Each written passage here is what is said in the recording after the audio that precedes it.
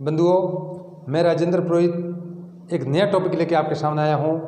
वर्तमान समय में राजस्थान राज्य कर्मचारी चयन आयोग द्वारा वन रक्षक और वनपाल की भर्ती की परीक्षा होने जा रही है। युवा साथियों, वन रक्षक और वनपाल दोनों ही एग्ज़ाम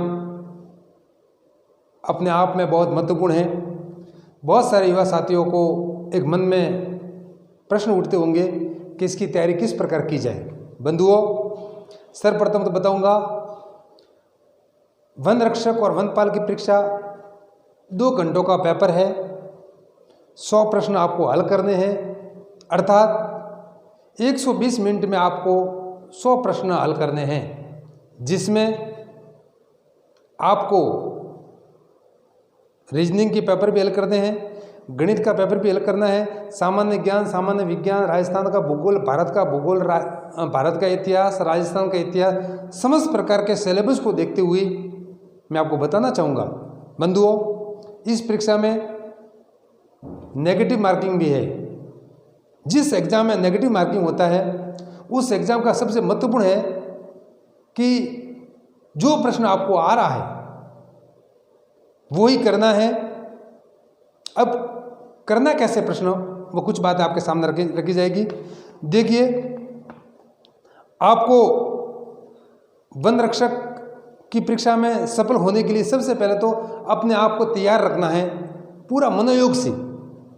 क्या होता है, कई लोग, कई विद्यार्थी, कई युवा साथी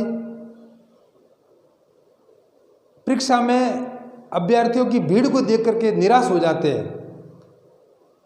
हो सकता है पूर्व वर्ष आपने वन रक्षक में आपका चयन नहीं हुआ है और आप इस बार भी मन में निराश हो जाओगे कि इस बार होगा कि नहीं होगा। बंधुओं, मैं कहना चाहूँगा, आप कहते हैं ना, कुछ सपने मर जाने से जीवन नहीं मरा करता, कुछ सपने मर जाने से जीवन नहीं मरा करता। अर्थात एक बार आपको असफलता मिल भी गई है तो पुनः वही जोश, वही उमंग और वही उत्साह के साथ आप तैयारी कीजिए। निश्चित रूप से सफलता आपको चरण छूमेगी।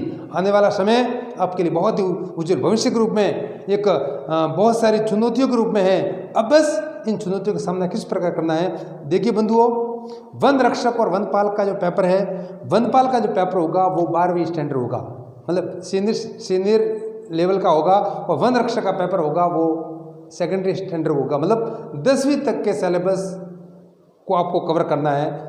मैं कहना चाहूँगा, आपको वन रक्षक के लिए 10वीं 6 से लगा करके आपको 10 तक की जितने भी सामाजिक ज्ञान है, 6ठी, 7वीं, 8वीं, 9वीं और 10वीं, उसको सरसरी निगाहों में निकाल दीजिए। आपका जो पाठ्यक्रम है, उस पाठ्यक्रम को 6 से 7 भागों में बांटा गया है। अभी सिलेबस जारी हुआ है। देखिए, पहला है राजस्थान एवं भारत का इतिहास। बंधुओं, अब आपके दिमाग में प्रश्न आता होगा कि राजस्थान का इतिहास तो बहुत लंबा चौड़ा है, लेकिन ये पेपर वन रक्षक का है जिसमें 5 गुना अभ्यर्थियों को लेना भी है। अतः राजस्थान की जो इतिहास की महत्वपूर्ण बात है, जो राजस्थान का इतिहास, मतलब राजस्थान का जो इतिहास है वो महत्वपूर्ण बात है। जैसे राजस्थान के महत्वपूर्ण युद्ध है, हल्दी घाटी का युद्ध है, या जो राजस्थान के राजपूताना का इतिहास रहा है, उस इतिहास को लेकर के आपको छोटी मोटी बातें आपको ध्यान रखनी है। भारत का इतिहास बहुत विस्तृत है बंधुओं, लेकिन आपको 10वीं लेवल का आपको जो भारत का इतिहास है वो आपको पढ़ना है।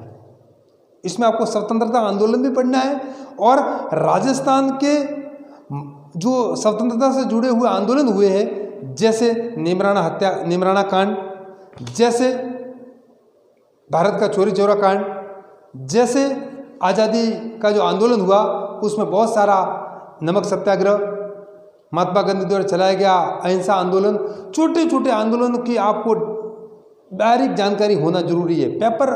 पेपर बड़ा सरल आता है, लेकिन अपन क्या कहते हैं, उस सरल पेपर को हल करते समय अपने आप को मतलब कंफ्यूज हो जाते हैं। तो आपको बेसिक जानकारी के लिए आपको ये पढ़ना है, और महत्वपूर्ण तिथियां और वर्ष, जैसे मजदूर दिवस कब मनाया जाता है, पर्यावरण दिवस कब मनाया जाता है? बात जब वन रक्षक की है तो पर्यावरण से जुड़ी हुई बातें आपके ध्यान में होनी जरूरी है।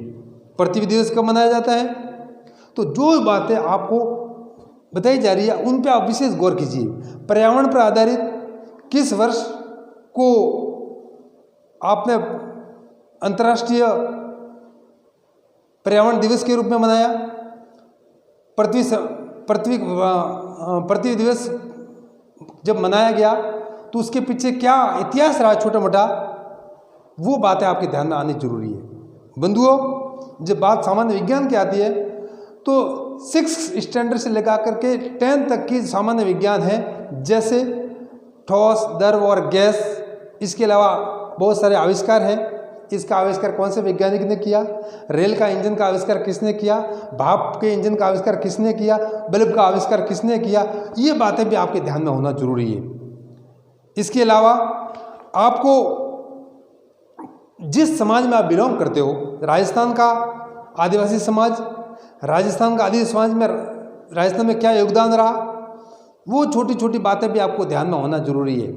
दूसरा, भारत का भूगोल और राजस्थान का भूगोल बहुत ही वाइड सिलेबस है, लेकिन आपको राजस्थान का भूगोल की बेसिक जानकारी, राजस्थान का जलवायु कैसा है, राजस्थान की मिट्टी कैसी है, राजस्थान का पूर्व और पश्चिम की मिट्टी में क्या अंतर है, यहाँ लू का प्रभाव कौन से जिले में ज़्यादा रहता है, इसके अलावा मावट कब होता है राजस्थान में, और सर्दी का भी प्रभाव कौन से जिले में ज़्यादा रहता है, बारिश का प्रभाव, बारिश सबसे ज़्यादा जिले में कौन से जिले में। देखो कई बार प्रश्न आता है राजस्थान में सबसे अधिक बारिश कौन से जिले में होती है, फिर आता है किस स्थान पर बारिश ज़्यादा होती है। दोनों प्रश्न बड़ा कंफ्यूज वाले हैं। स्थान आता है तो आपको माउंट आबू लिखना है, और जिला आता है तो आपको झालावाड़ लिखना है।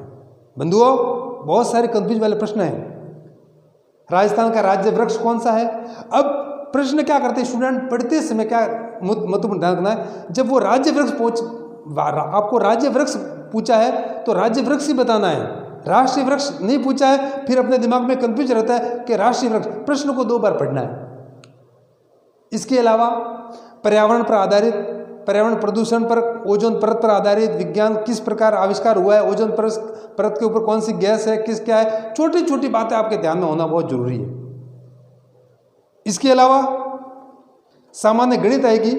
सामान्य गणित में बंधुओं 6th क्लास के बच्चे को औसत, 6th क्लास के बच्चे को प्रतिशत, लाभ हानि, औसत, गति, जो छोटी छोटी बातें हैं, लाभ जैसे माना 20 का 30% कितना होता है। अब इसमें भी शॉर्ट ट्रिक आपको बताया जाएगी अगले वीडियो में। मतलब कहने का तात्पर्य आपका गणित भी बेसिक होना जरूरी है। ऐसा नहीं कि साइन थीटा कोस थीटा पहुंच करके आपको गणित गणित, बिल्कुल सामान्य गणित पूछी जाएगी। जैसे सामान्य विज्ञान है, इसके अलावा आपको तर्क क्षमता जो रीजनिंग है उसमें भी आपको सामान्य बातें ही आपको पूछी जाएगी। इसके अलावा राजस्थान के प्रसिद्ध मेले कब लगते हैं, कौन सी तिथि को कौन सा त्यौहार है, होली कब मनाई जाती है, दीपावली कब मनाई जाती है, ये छोटी छोटी बातें। महाशिवरात्रि का पर्व कब मनाया जाता है, कौन सी तिथि को महाशिवरात्रि होती है, गणेश चतुर्थी कौन से महीने में होती है, 15 अगस्त हमारा देश स्वतंत्र कब हुआ, संविधान लागू कब हुआ, इस पर बहुत सारा कंफ्यूज है। विद्यार्थियों ढंग से पढ़िए। जब भारत का संविधान लागू हुआ और भारत स्वतंत्र हुआ, ये प्रश्न बड़ा सरल है, लेकिन उस प्रश्न को आप ध्यान से पढ़िए, निश्चित रूप से आप सफलता मिलेगी।